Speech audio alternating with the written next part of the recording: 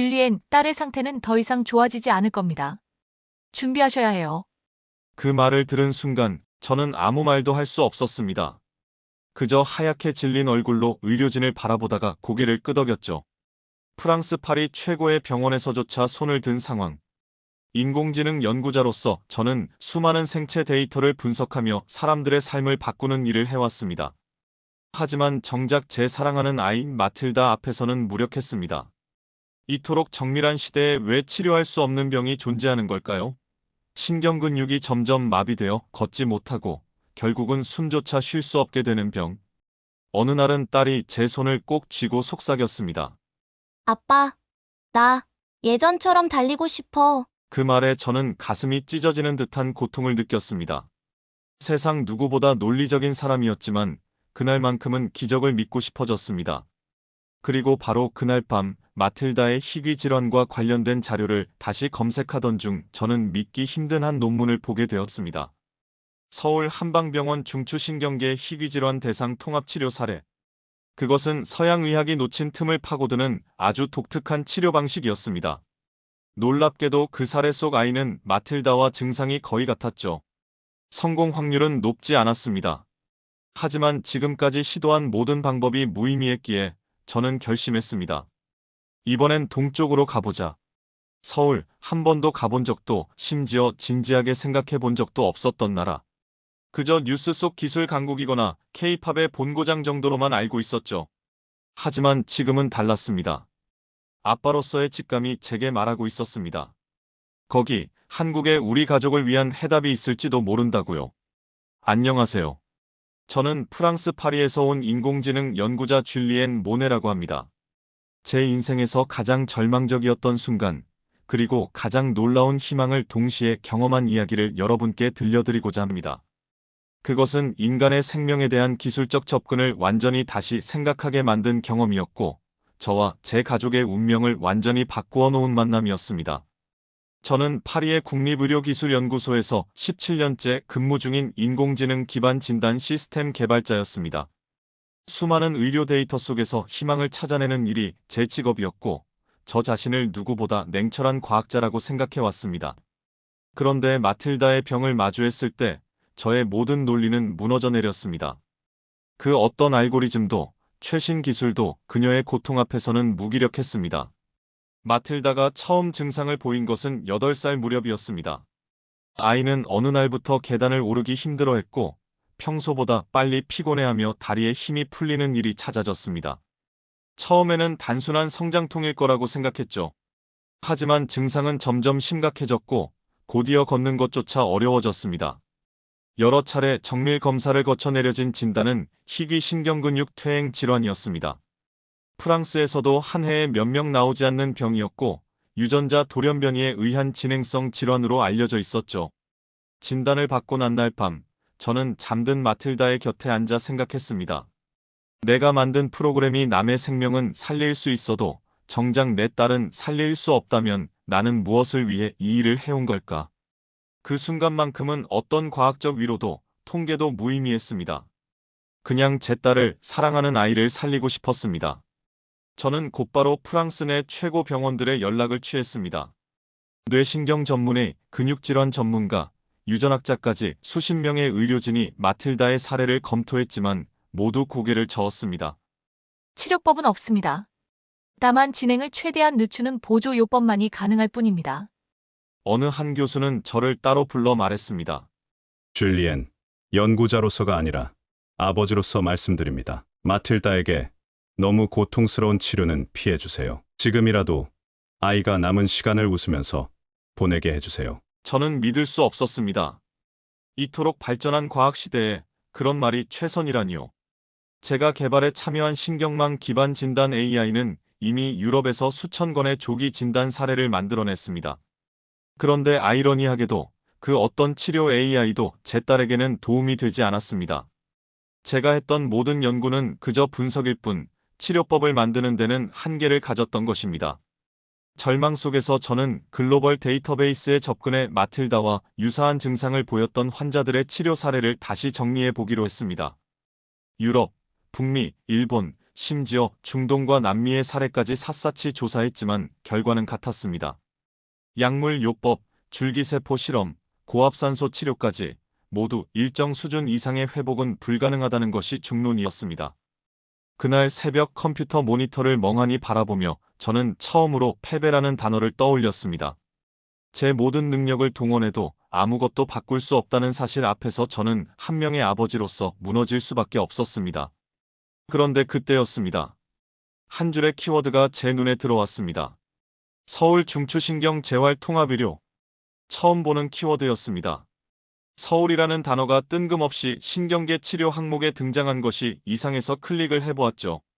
그 한 번의 클릭이 우리 가족의 운명을 바꾸게 될 줄은 그때는 몰랐습니다. 논문 검색 페이지에 떠있던 제목은 이랬습니다. 소아신경근육 장애의 통합적 재활 한국 임상 사례. 처음엔 그냥 스쳐 지나가려 했습니다. 하지만 통합이라는 단어에 제 손이 멈췄습니다. 대체 어떤 통합이기에 이처럼 희귀한 질환에 대해 사례를 낼 수 있었던 걸까요? 저는 논문 파일을 열고 천천히 읽어나가기 시작했습니다. 처음에는 낯선 용어가 눈에 들어왔습니다. 침, 약침, 한약, 그리고 추나요법. 저에겐 매우 생소한 치료 방식들이었죠. 유럽에서는 거의 접해보지 못한 분야였습니다. 그리고 그와 동시에 현대의학적 치료도 병행되었다는 점이 눈에 띄었습니다. MRI 기반의 경과 분석, 미세혈류 데이터 추적, 그리고 체계적인 영양요법. 전통의학과 현대의학이 하나의 테이블에 나란히 놓인 듯한 느낌이었습니다. 더 놀라웠던 것은 해당 사례의 아이가 마틸다와 비슷한 증상을 보였다는 점이었습니다. 근육이 점차 마비되고 신경전도 속도가 현저히 느려지며 결국 호흡 근육까지 영향을 받는 병. 그 아이도 프랑스의 사례처럼 더는 방법이 없다는 말을 들었다고 했습니다. 그런데 한국에서의 치료 이후 걷지는 못했지만 스스로 앉을 수 있게 되었고 무엇보다 식사와 호흡이 훨씬 편안해졌다는 결과가 명시돼 있었습니다. 그 논문은 단 한 명의 아이를 중심으로 쓰인 임상 사례였지만 저에게는 어쩌면 유일한 희망처럼 느껴졌습니다. 저는 바로 해당 논문의 저자 정보를 확인했고 서울한방병원 한방소아재활센터 김지훈 박사라는 이름을 찾았습니다.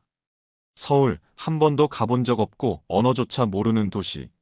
하지만 그 순간만큼은 마치 오래전부터 제가 향해야 할 곳처럼 느껴졌습니다. 다음 날 저는 김지훈 박사에게 이메일을 보냈습니다. 정중한 인사와 함께 딸의 증상, 지금까지의 치료 과정, 그리고 제가 가진 의료 데이터까지 함께 보냈죠. 솔직히 말하자면 기대는 거의 하지 않았습니다. 대체 누가 지구 반대편의 외국인에게 그렇게 신속하게 답을 줄 수 있겠습니까?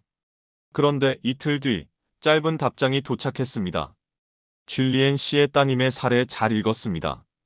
영상 분석 결과 저희가 시도한 방식이 일부 유사 사례에 도움이 된 바 있습니다. 가능하다면 아이와 함께 한국에 오실 수 있을까요? 그 순간 저는 심장이 멎는 줄 알았습니다. 불가능하리라 생각했던 길이 아주 작지만 분명하게 열리고 있었습니다. 아내와 상의한 끝에 우리는 결심했습니다. 프랑스의 병원들, 우리의 안정된 삶, 그리고 제 경력을 잠시 내려놓고라도 지금 마틸다에게 필요한 것은 기적을 믿는 용기라는 것을. 비자 발급, 항공편 예약, 병원과의 일정 조율. 모든 것이 빠르게 돌아갔지만 제 마음속 시간은 느리게 흘렀습니다. 여전히 수많은 의문이 떠올랐습니다. 과연 그곳에서 진짜 도움이 될까? 언어와 문화와 모든 게 낯선데 아이가 잘 적응할 수 있을까? 혹시 이 모든 게 내 절박함이 만들어낸 환상은 아닐까? 그러나 동시에 또렷하게 떠오른 것은 마틸다가 했던 말이었습니다.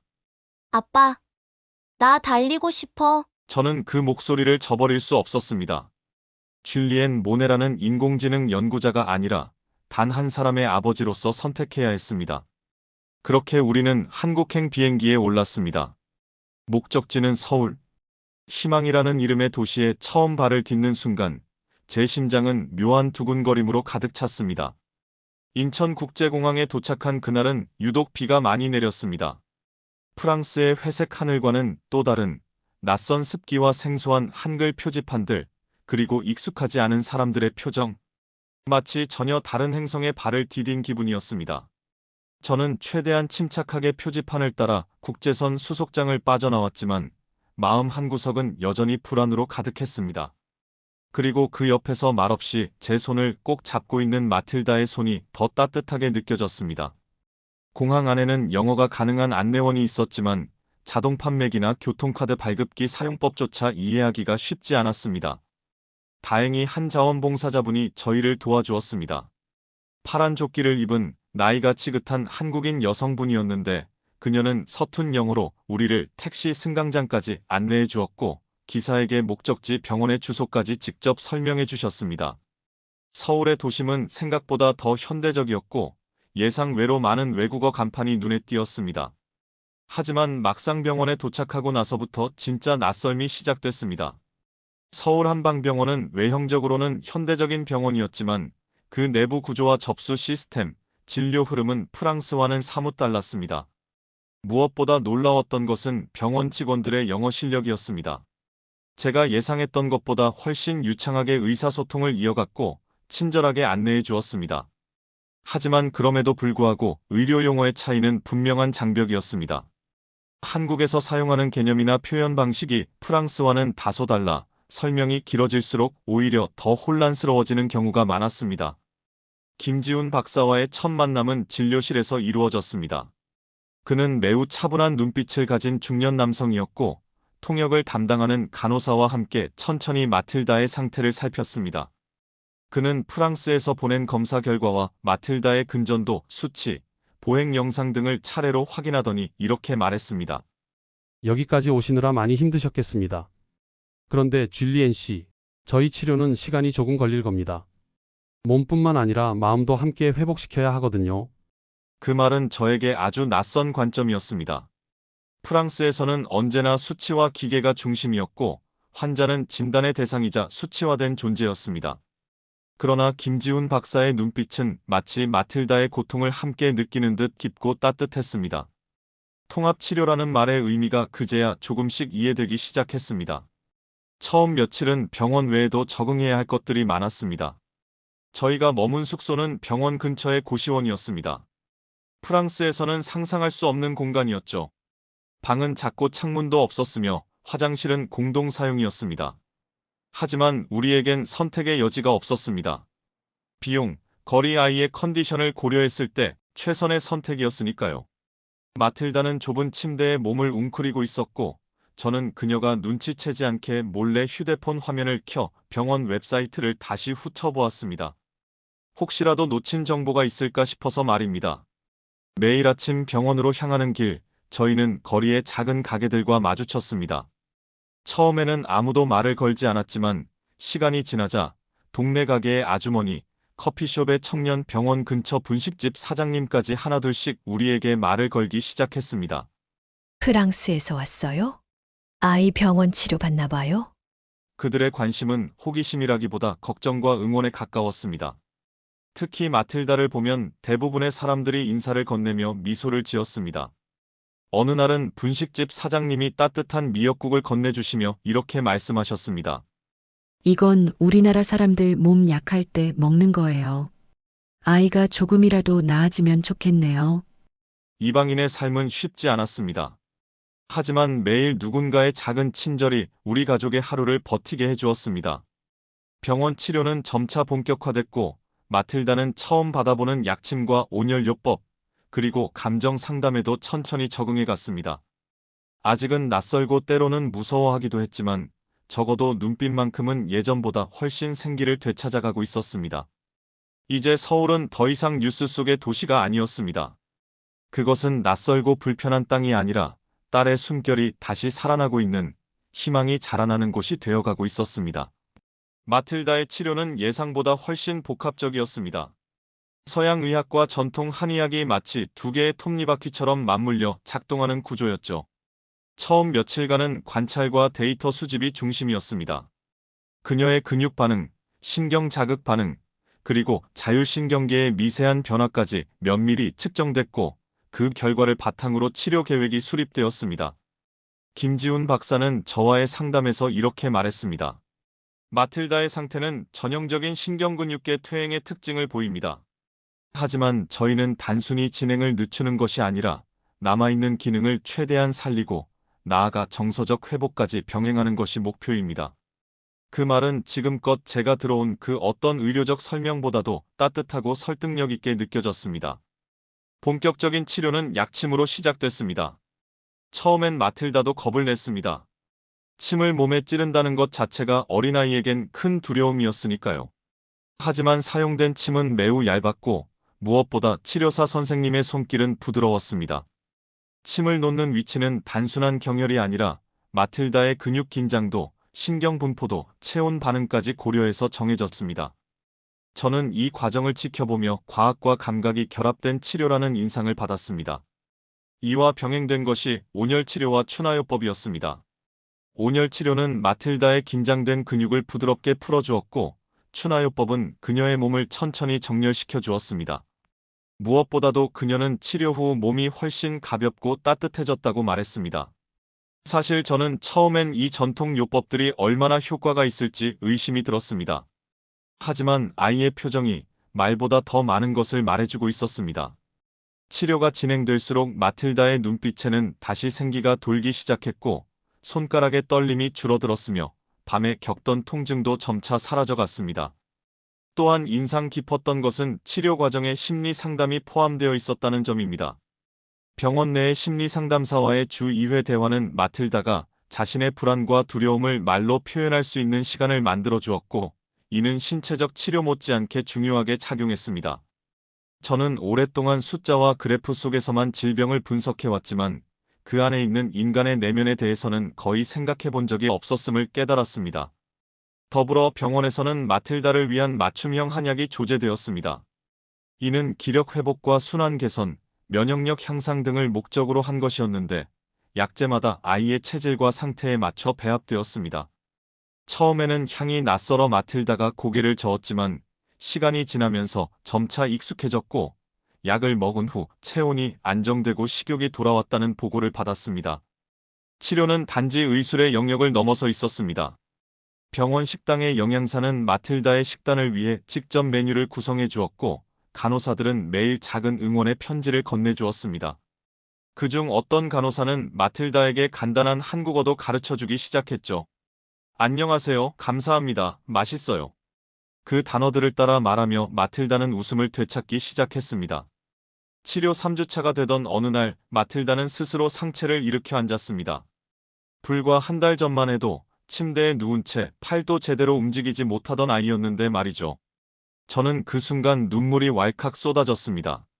기술이나 논문, 데이터로는 결코 설명할 수 없는 어떤 벅찬 감정이 밀려들었습니다.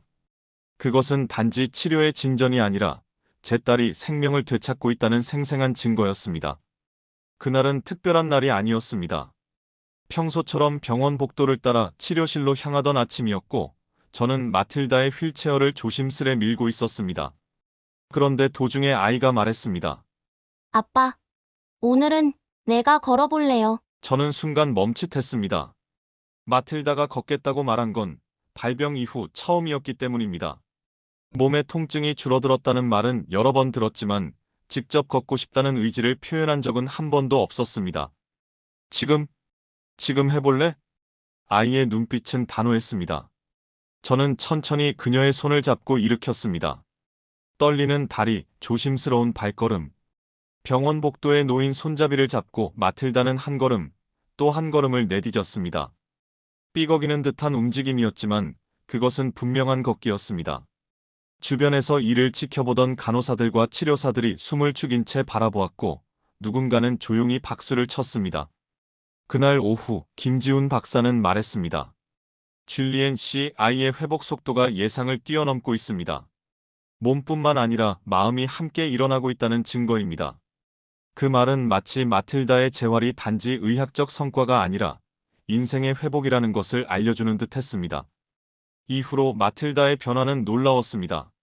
치료가 끝난 후 병원 뒷마당에서 간호사와 함께 잠깐 산책을 하거나 병원 옆 카페에 들러 따뜻한 우유를 마시는 작은 외출도 가능해졌습니다. 특히 그녀는 박지영이라는 이름의 간호사와 무척 친해졌습니다. 박 간호사는 매일 마틸다에게 한국어 단어를 한 개씩 가르쳐 주었고 어느 날은 직접 만든 작은 손거울을 선물로 주며 넌 아주 용감해 마틸다라고 말해 주었습니다. 한 달이 지난 후 김지훈 박사와의 종합 상담 자리에서 그는 제게 조심스럽게 제안했습니다. 서울에서의 생활도 조금씩 자리를 잡기 시작했습니다. 고시원에서 가까운 작은 원룸으로 옮겼고 동네 슈퍼마켓 주인은 저희 가족을 기억하며 늘 친절하게 인사를 건넸습니다. 이전에는 밤마다 무서운 꿈을 꿨던 아이가 이제는 아침이면 먼저 일어나 창문을 열고 안녕 서울 이라고 외치기 시작했습니다. 저는 아이의 마음이 이미 이 낯선 땅에 뿌리를 내리고 있다는 사실에 말없이 고개를 끄덕였습니다. 서울에서 보낸 시간은 우리 가족에게 단지 의료 여정이 아니었습니다. 그것은 서로를 다시 알아가는 시간이었고 침묵 속에서 상처를 이겨내는 치유의 여정이었습니다. 저는 더 이상 기적이라는 말을 조심스러워하지 않게 되었습니다. 그것은 단지 불가능한 일이 이루어진다는 의미가 아니라 사람의 마음이 모일 때 만들어지는 아주 현실적인 변화라는 것을 알게 되었기 때문입니다. 서울의 어느 봄날, 마틸다는 제 손을 잡고 한강 산책로를 천천히 걸었습니다. 그 작은 발걸음은 여전히 조심스러웠지만 몇 달 전 병원 침대에 누워 숨소리조차 가늘었던 아이의 모습과는 전혀 다른 사람이었습니다. 햇살 아래 웃고 있는 그녀의 얼굴을 바라보며 저는 마음 깊은 곳에서 이런 생각이 들었습니다.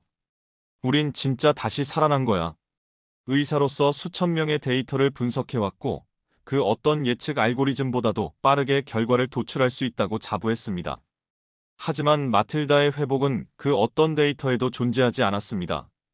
그것은 사람들의 따뜻한 손길, 낯선 땅에서 마주한 진심 어린 환대, 그리고 의료진의 깊은 책임감에서 비롯된 기적이었습니다.